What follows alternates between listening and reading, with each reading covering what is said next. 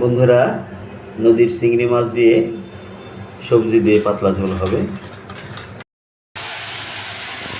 সরিষার তেলে চিংড়ি মাছ ভেজে নেওয়া হচ্ছে।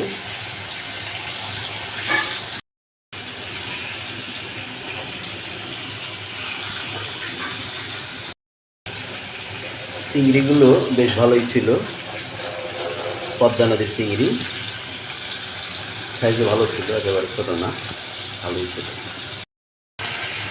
বিভিন্ন ধরনের সবজি দিয়ে পদ্মার চিংড়ি মাছের পাতলা ঝোল হবে। সবজি আপনারা বিভিন্ন ধরনের সবজি দিতে পারেন।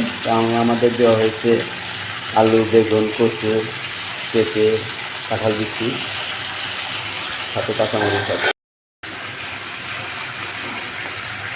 হলুদের গুঁড়া, স্বাদ মতো লবণ, মরিচ বাটা, আদা বাটা, জিরা বাটা।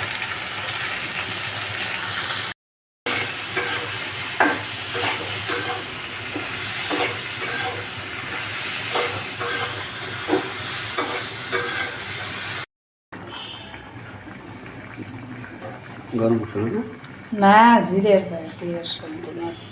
জিরার ফাঁকি, ধনে গুঁড়া জিরা মিশিয়ে ফাঁকি করা হয়েছে, সেইটার ফাঁকি দেওয়া হলো নামানোর আগে। তো হয়ে গেল আমাদের পদ্মা নদীর চিংড়ি মাছের সবজি দিয়ে পাতলা ঝোল। আপনারা ইচ্ছা করলে এরকম করে আপনারা খেতে পারেন, অনেক মজা হবে। হয়ে গেছে আমাদের চিংড়ি মাছের পাতলা ঝোল সবজি দিয়ে। শুভকামনা, শুভ সকাল, সবাই ভালো থাকুন, সুস্থ থাকুন, ধন্যবাদ।